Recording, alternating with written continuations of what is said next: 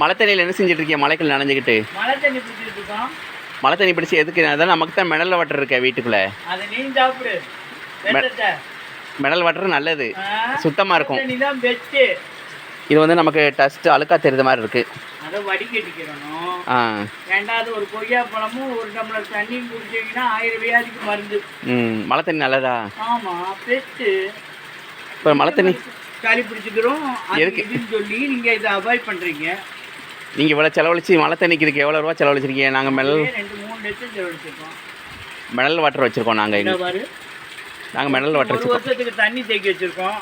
1 வருஷத்துக்கு பெருகிருமா? ஆமாம். இதை சுத்தம் பண்ணி நீங்கள் குடிச்சுக்கிறதா? அவ்வளோதான். கடவுள் கொடுத்த அற்புதம் இல்லையா? கண்டிப்பாக கடவுள் கொடுத்த பிரசாதம் அணுவீங்க. நாங்கள் மினரல் வாட்டர் தண்ணி குடிச்சே வழக்கமாயிட்டு. பழகுங்க, மாறுங்க. அதுக்கு மேலே எங்களால் ஒன்றுமே சொல்ல முடியாதுங்க. இப்போ நமக்கு மினரல் வாட்டர் தண்ணி குடித்தானா நமக்கு உடம்பு கெட்டு போயிருதுங்க, நெசமாக தானா? அதில் மருந்து சுத்திகரி பண்ணி தானங்க உங்களுக்கு நல்ல தண்ணி கொடுக்குறாங்க. இது நேரடி தண்ணி இல்லை, இது கிடைக்காதுல்ல. சரி சரி. இப்போ நீங்கள் விவசாயம் பார்த்துட்டு இருக்கீங்களா? அங்கே நீங்கள் 2 பேரும்? நாங்கள் 2 பேரும் விவசாயம் பார்க்குறோம். பிள்ளைங்க வெளியூரில் இருக்காங்க. ஆமாம், பிள்ளைங்க வெளியூரில் இருக்குது. காடை வளப்படுத்தினோம்னா நாடு வளமாயிட்டு போயிடும். என்ன சொல்கிறீங்க? கண்டிப்பாக 4 பேருக்கு நல்லது கிடைக்கட்டும், நமக்கும் நல்லது கிடைக்கட்டும்.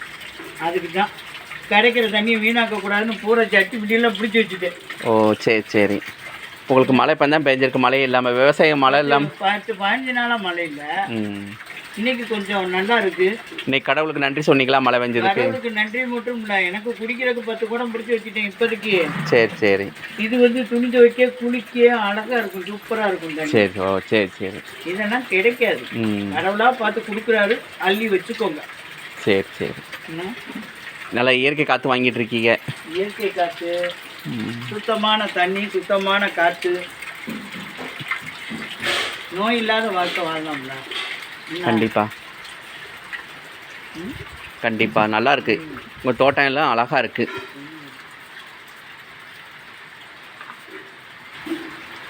காய் உறவுகளை இவர்கள் விவசாயம் பார்த்துக்கிட்டு இருக்காங்க. தோட்டத்துலேருந்து மழை தண்ணிலாம் பிடிச்சி வச்சுருக்காங்க. இயற்கையாக நம்ம மழை தண்ணி பெஞ்சி பார்த்திங்களா, மழை தண்ணி சுத்தமாக அது நம்ம சோப் போடுறதுக்கு குடிக்கிறதுக்கு எல்லாமே இவங்க பத்திரமா சேஃப்டி பண்ணி வச்சுருக்காங்க. பாருங்கள், இதுக்கு எவ்வளோ ரூபா செலவழித்து தண்ணியை பெருக்கி வச்சுருக்காங்க பாருங்கள். எவ்வளோ ரூபா தண்ணி செலவழித்து தண்ணியை பெருக்கி வச்சுருக்காங்க. தொட்டி, அந்த தொட்டி கட்டுறதுக்கு 1 ரூபா. சிண்டெக்ஸ் போட்டு வச்சுருக்காங்க தொட்டி.